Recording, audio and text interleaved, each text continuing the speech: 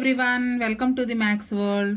ఈ వీడియోలో 8th class mathematics 10th chapter direct and inverse proportion చాప్టర్లో డైరెక్ట్ అండ్ ఇన్వర్స్ ప్రపోర్షన్ అంటే ఏంటో ముందు మీనింగ్ తెలుసుకుందాము.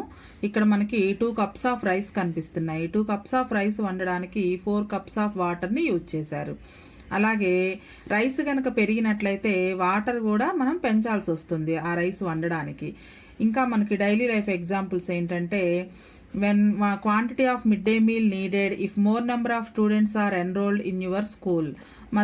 స్కూల్లో మధ్యాహ్న భోజనంలో అన్నం తినే వాళ్ళ సంఖ్య కనుక పెరిగితే వండే బియ్యం కూడా పెంచాలి.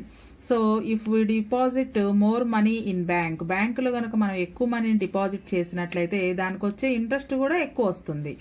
అలాగే ఇంకొక example, what happens to the total cost if the number of articles purchased decreases. మనం కొనాల్సిన వస్తువులు కనుక తగ్గితే మనం చెల్లించవలసిన కాస్ట్ కూడా తగ్గుతూ ఉంటుంది. ఇవన్నీ ఏంటంటే మన డైలీ లైఫ్లో ఒక క్వాంటిటీలో ఉన్న చేంజ్ ఇంకో క్వాంటిటీలో కూడా చేంజ్ కనుక తీసుకొస్తే దాన్ని డైరెక్ట్ ప్రపోర్షన్ అంటారు. ఆ చేంజ్ ఎలా ఉండాలి అంటే, ఒక క్వాంటిటీ పెరిగినప్పుడు ఆటోమేటిక్గా సెకండ్ క్వాంటిటీ కూడా కనుక పెరిగినట్లయితే అది డైరెక్ట్ ప్రపోర్షన్. ఒక క్వాంటిటీ పెరిగినప్పుడు సెకండ్ క్వాంటిటీ కనుక తగ్గితే దాన్ని ఇండైరెక్ట్ ప్రపోర్షన్ అని అంటారు. Inverse proportion or indirect proportion గురించి నెక్స్ట్ చెప్పుకుందాము. ఇవాళ వీడియోలో మొత్తం direct proportion daily life examples గురించి చెప్పుకుందాం. Proportions are 2 types. 1 direct proportion, second one inverse proportion or indirect proportion. Direct proportion means if one quantity increases then second quantity also increases, or if one quantity decreases second quantity also decreases. ఒక రాశిలో పెరుగుదల ఉంటే రెండవ రాశి కూడా పెరుగుతూ ఉండాలి. ఒక రాశి తగ్గుతూ ఉంటే రెండవ రాశి కూడా తగ్గుతూ ఉన్నట్లయితే ఆ రెండు రాశులు కూడా డైరెక్ట్ ప్రపోర్షన్స్లో ఉన్నాయి అని చెప్తాము. Inverse proportion means one quantity increases then second quantity decreases, or if one quantity decreases second quantity increases. అంటే రివర్స్లో అన్నమాట. ఒక రాశిలో పెరుగుదల ఉంటే రెండవ రాశి తగ్గుతూ ఉంటుంది, లేదా ఒక రాశి తగ్గుతూ ఉంటే రెండవ రాశి పెరుగుతూ ఉన్నట్లయితే కనుక ఆ 2 quantities inverse proportion or indirect ప్రపోర్షన్లో ఉన్నాయి అని చెప్తాము. డైరెక్ట్ ప్రపోర్షన్కి కొన్ని ఎగ్జాంపుల్స్ చూద్దాము. You by more pens cost you more. ఎక్కువ పెన్నులు కనుక కొన్నట్లయితే వాటి కాస్ట్ కూడా ఎక్కువగా ఇవ్వాల్సి వస్తుంది. Number of students are more number of teachers. Number of students పెరిగినట్లయితే teachers సంఖ్య కూడా పెరగాలి.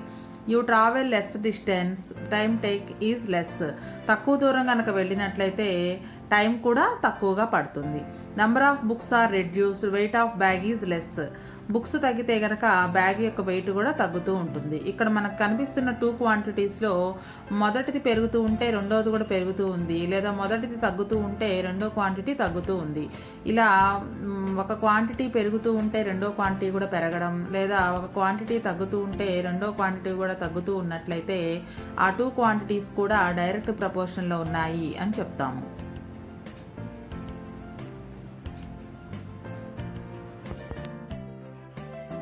అనదర్ ఎగ్జాంపుల్, ఇక్కడ మనకి 2 బ్యాటరీస్ కనిపిస్తున్నాయి. ఫస్ట్ బ్యాటరీలో 6 volts దాని కెపాసిటీ, సో లైటింగ్ కూడా తక్కువగా ఉంది. సెకండ్ బ్యాటరీ కెపాసిటీ 9 volts, అంటే కెపాసిటీ పెరిగింది, సో లైటింగ్ కూడా పెరిగింది. 2 క్వాంటిటీస్లో ఫస్ట్ది బ్యాటరీ, రెండవది లైటింగ్. బ్యాటరీ కెపాసిటీ తక్కువగా ఉంటే లైటింగ్ తక్కువగా ఉంది, బ్యాటరీ కెపాసిటీ ఎక్కువగా ఉన్నప్పుడు లైటింగ్ కూడా ఎక్కువగా ఉంది. So these 2 are in direct proportion.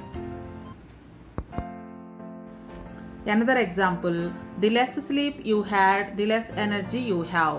మనం తక్కువగా నిద్రపోయినట్లయితే ఎనర్జీ కూడా తక్కువగా ఉంటుంది. సో 2 క్వాంటిటీస్ కూడా డిక్రీజ్ అవుతూ ఉన్నాయి. These are also in direct proportion.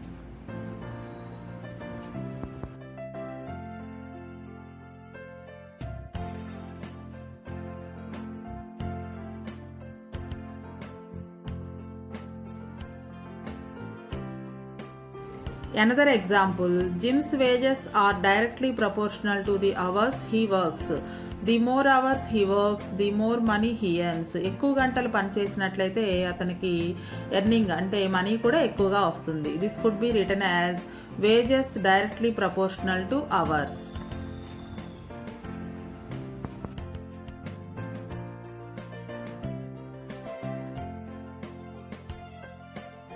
A good quotation for direct proportion. ఇక్కడ సన్ డాడ్ని అడుగుతున్నారు, dad give me a good example of direct proportion. Father answer ఏం చెప్పారంటే sacrifice and success.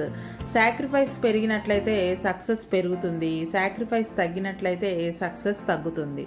Here sacrifice means ఈ చదువుకునే ఏజ్లో ఫ్రెండ్స్తో మాట్లాడడం, టీవీ చూడటం అనేవి కనుక మనం సాక్రిఫైస్ చేసినట్లయితే సక్సెస్ అనేది ఎక్కువగా వస్తుంది.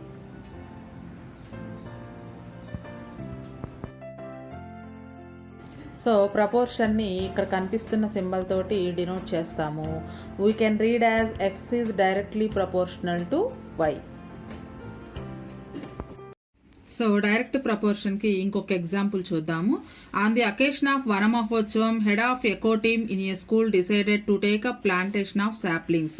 Number of echo club members of each class furnished here. Echo క్లబ్లో మెంబర్స్ ఇలా ఉన్నారనమాట.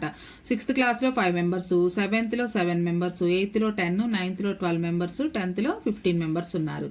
అయితే ఒక్కొక్క స్టూడెంట్ 2 ప్లాంట్స్ నాటాలి అన్నారు. అయితే ఎన్ని ప్లాంట్స్ కావాలి అంటే 6th క్లాస్లో 5 మెంబర్స్ ఉన్నారు కాబట్టి 5 మెంబర్స్కి 5 2s అంటే 10 ప్లాంట్స్. 7th క్లాస్లో 7 మెంబర్స్ ఉన్నారు, ఒక్కొక్కరికి 2 ప్లాంట్స్ చొప్పున 14 ప్లాంట్స్ కావాలి. 8th క్లాస్లో 10 మెంబర్స్ ఉన్నారు, ఒక్కొక్కరికి 2 ప్లాంట్స్ చొప్పున 10 2s 20. అలానే 9th క్లాస్లో 12 2s 24. 10th క్లాస్లో 15 మెంబర్స్, 15 2s 30. ఇక్కడ మనకి స్టూడెంట్స్ పెరిగే కొంది వాళ్ళకి నాటవలసిన ప్లాంట్స్ కూడా ఇంక్రీజ్ అవుతూ ఉన్నాయి. సో ఒక క్వాంటిటీ ఇంక్రీజ్ అవుతూ ఉంటే ఆటోమేటిక్గా రెండో క్వాంటిటీ కూడా ఇంక్రీజ్ అవుతూ ఉంది. అలా ఉంటే కనుక దాన్ని డైరెక్ట్ ప్రపోర్షన్ అని అంటాము.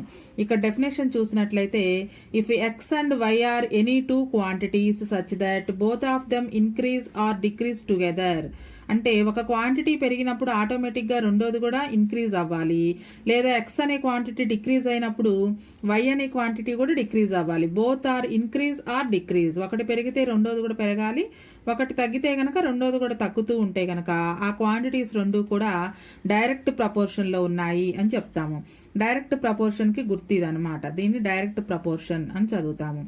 X directly proportional to y చదివేటప్పుడు x is directly proportional to y అని చదువుతాము. దీని ఫార్ములా ఇది, x by y is equal to k. ఇక్కడ ఎక్స్ బై వై కే అని ఎందుకు అన్నాము అంటే ఇవన్నీ కూడా మనం ఫ్రాక్షన్స్ చేసినట్లయితే ఎక్స్ బై వై వాల్యూ కనుక్కున్నట్లయితే 10/5, 14/7, 20/10, 24/12, 30/15 వీటన్నిటికి ఒకటే ఆన్సర్ వస్తుంది, కాన్స్టెంట్. సో ఇక్కడ మనం సింపుల్గా x by y is equal to k అని చదువుతాము. క్రాస్ మల్టిప్లికేషన్ చేసినట్లయితే x is equal to k into y, where k is constant of proportion. So 2 quantities తీసుకున్నప్పుడు x1/y1 is equal to x2/y2. ఈ ఫార్ములాని use చేసి direct ప్రపోర్షన్లో ఉన్న problems అన్ని solve చేయొచ్చు. Exercise 10.1లో ఫస్ట్ ప్రాబ్లం, సెకండ్ ప్రాబ్లం ఎలా చేయాలో ఈ వీడియోలో నేర్చుకుందాము. First problem, the cost of 5 meters of a particular quality of cloth is 210 rupees. Find the cost of 2, 4, 10, 13 meters of cloth of the same quality. అదే quality ఉన్నటువంటి cloth 2 meters, 4 meters, 10 meters, 13 meters ఎంత అవుతుందో కనుక్కోవాలి. The cost of 5 meters cloth is equal to 210 rupees. So ఇందులో మనం ఫస్ట్ది the cost of 2 meters cloth కనుక్కోవాలి. The cost of 2 meters cloth is equal to దీన్ని కనుక్కోవాలి. అయితే ఇక్కడ మనకి క్లాత్ ఎక్కువ తీసుకుంటే కనుక కాస్ట్ కూడా పెరుగుతుంది, అదే క్లాత్ మనం తక్కువ తీసుకుంటే కాస్ట్ కూడా తగ్గుతుంది. సో ఒక క్వాంటిటీ పెరిగినప్పుడు రెండోది కూడా పెరుగుతుంది, క్వాంటిటీ తగ్గినప్పుడు రెండో క్వాంటిటీ కూడా తగ్గుతుంది. కాబట్టి ఇక్కడ x is proportional to y. X అంటే క్లాత్, వై అనేది కాస్ట్ అనమాట. Cost is proportional to cost. So direct proportion formula కనుక వేసుకుంటే x1/y1 is equal to x2/y2. ఇక్కడ x1 అంటే 5 meters క్లాత్, x2 అంటే y1 అంటే దాని కాస్ట్ 210 rupees. x2 అంటే మనం కనుక్కోవాల్సింది 2 meters క్లాత్ ఎంత అవుతుంది అనేది y2. సో ఈ డైరెక్ట్ ప్రపోర్షనల్ ఫార్ములాలో సబ్స్టిట్యూషన్ చేసినట్లయితే x1 value 5 by y1 value 210 is equal to x2 value 2 by y2 value మనం కనుక్కోవాలి. సో క్రాస్ మల్టిప్లికేషన్ చేయాలి. ఇలా ఫ్రాక్షన్స్ 2 ఫ్రాక్షన్స్ ఉండి మధ్యలో ఈజ్ ఈక్వల్ టు గుర్తు కనుక ఉంటే క్రాస్ మల్టిప్లికేషన్ చేసుకుంటే ఈజీగా అయిపోతుంది. So 5 into y2 is equal to 210 into 2. మనకి ఇప్పుడు y2 వాల్యూ కావాలి. సో ఇంటూ 5 ఇటు వస్తే బై 5 అవుతుంది. y2 is equal to 210 into 2 by 5. So ఈ రెండు 5 టేబుల్లో క్యాన్సిల్ అవుతుంది. 5 1s 5 4s ఆర్ 20, 1 మిగులుతుంది, పక్కన 0 దించుకుంటే 10 అంటే 5 2s 10, 42 2s 84. సో 84 అనేది 2 మీటర్స్ క్లాత్ కాస్ట్ అనమాట. So cost of 2 metres cloth is equal to 84 rupees. అయితే ఈ లెక్కని మనం ఇంకో రకంగా కూడా చేయొచ్చు. అయితే మనకు డైరెక్ట్ ప్రపోర్షన్ అనే చాప్టర్లో చేస్తున్నాం కాబట్టి ఇది ఇలానే చేయాలి. ఇంకో రకంగా ఎలా చేయొచ్చు అంటే మనకి 5 మీటర్స్ క్లాత్ ఇచ్చారు. సో 1 మీటర్ ఎంత అవుతుందో కనుక్కోవాలి ఫస్ట్. అంటే 210ని 5తో డివైడ్ చేసినట్లయితే 1 మీటర్ కాస్ట్ తెలుస్తుంది. అప్పుడు దాన్ని 2 మీటర్స్ ఎంత అవుతుంది అంటే 2 ఇంటూ 1 మీటర్ కాస్ట్తో మల్టిప్లై చేసినా వస్తుంది. అయితే ఇది డైరెక్ట్ ప్రపోర్షన్ ఫార్ములా వేసుకుని మాత్రమే చేయాలన్నమాట. అలానే సెకండ్ ప్రాబ్లం కూడా ఇలానే. సెకండ్ది cost of 4 metres cloth. So 4 meters అంటే ఇక్కడ క్లాత్ కాస్ట్ ఎంత అవుతుంది అనేది కనుక్కోవాలి. ఇక్కడ కూడా క్లాత్ కాస్ట్ రెండు కూడా ప్రపోర్షనేట్గానే ఉంటాయి. క్లాత్ పెరిగినప్పుడు కాస్ట్ కూడా పెరుగుతుంది. So x1 by y1 is equal to x2 by y2 ఈ ఫార్ములాని యూజ్ చేసుకుంటాము. x1 y1 వాల్యూస్ సేమ్ మనకు లెక్కలో first ఇచ్చినవే. x1 5 metres, y1 210 rupees. x2 అంటే ఇప్పుడు మనం కనుక్కోవాల్సింది 4 మీటర్స్, y2 4 మీటర్స్ క్లాత్ యొక్క కాస్ట్. ఈ ఫార్ములాలో సబ్స్టిట్యూషన్ చేస్తే x1 value 5 by y1 value 210 is equal to x2 value 4, y2 value కనుక్కోవాలి. Cross multiplication 5 into y2 is equal to 4 into 210. So y2 is equal to into 5 ఇటు వస్తే by 5 అవుతుంది. 4 into 210 by 5. So ఇందాక మనం కొట్టేసిందే 5 1s 5 42s. ఇప్పుడు 42 4s, 4 2s 8, 4 4s are 16, 168 rupees. So cost of 4 metres cloth is 168 rupees. Next the cost of 10 metres cloth is equal to తెలీదు, దీన్ని కనుక్కోవాలి మనం. ఇక్కడ క్లాత్ పెరిగే కొద్ది కాస్ట్ పెరుగుతుంది కాబట్టి x అనేది క్లాత్, y అనేది దాని cost. So x is proportional to y. x proportional to వైగా ఉంటే formula x1 by y1 is equal to x2 by y2. x1 అంటే మనకు 5 మీటర్స్ క్లాత్ ఇచ్చారు, దాని వాల్యూ y1 210 రూపీస్. x2 అంటే ఇప్పుడు మనం కనుక్కోవాల్సింది 10 metres cloth, y2 10 metres cloth cost ఎంత అనేది కనుక్కోవాలి. ఈ ఫార్ములాలో సబ్స్టిట్యూషన్ చేసినట్లయితే x1 value 5 by y1 value 210, x2 value 10, y2 మనం కనుక్కోవాలి. సో క్రాస్ మల్టిప్లికేషన్ చేస్తే 5 into y2 is equal to 210 into 10, 210 into 10.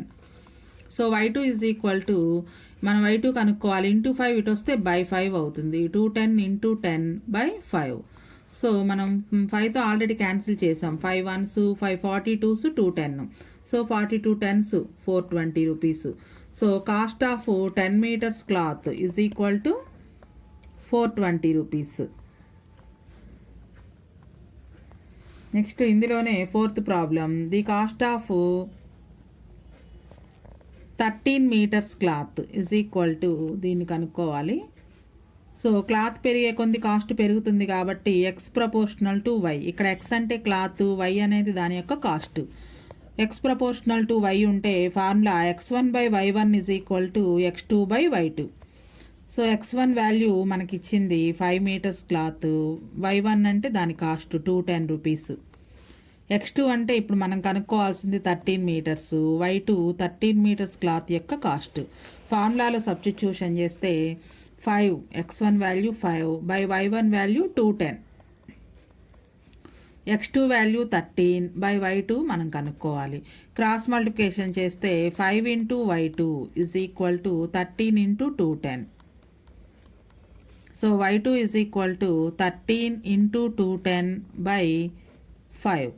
5 1s 5 42s, 42 13s కనుక్కోవాలి. 13 2s 26, 13 4s 52, 1 2 54, 546 rupees y2 value. Cost of 13 metres cloth is equal to 546 rupees. Next second problem, fill the table. Number of apples, cost of apples. Number of apples పెరిగే కొంది cost కూడా పెరుగుతుందా తగ్గుతుందా అనేది చూడాలి ఇక్కడ మనం. యాపిల్స్ పెరిగినప్పుడు కాస్ట్ కూడా పెరుగుతుంది కదా ఆటోమేటిక్గా. ఇక్కడైతే మనకి 1 యాపిల్ కాస్ట్ ఇచ్చారు. 1 యాపిల్ కాస్ట్ 8 రూపీస్. అయితే 4 యాపిల్స్ ఎంత అవుతుంది? ఇది మనం చిన్నప్పుడే నేర్చుకున్నాం. 4 యాపిల్స్ ఎంత, 1 యాపిల్ కాస్ట్ తెలిసినప్పుడు 4 యాపిల్స్ కాస్ట్ 4 8s. ప్రతిదాన్ని కూడా 8తో మల్టిప్లై చేస్తే సరిపోతుంది. 4 8s 32. 7 యాపిల్స్ అంటే 7 × 8, 7 8s 56. 12 యాపిల్స్ ఎంత అంటే 12 8s are 96 రూపీస్. 20 యాపిల్స్ ఎంత? 20 8s 160 రూపీస్. సో యాపిల్స్ పెరిగే కొంది దాని కాస్ట్ కూడా పెరుగుతూ ఉంది. So apples is directly proportional to cost.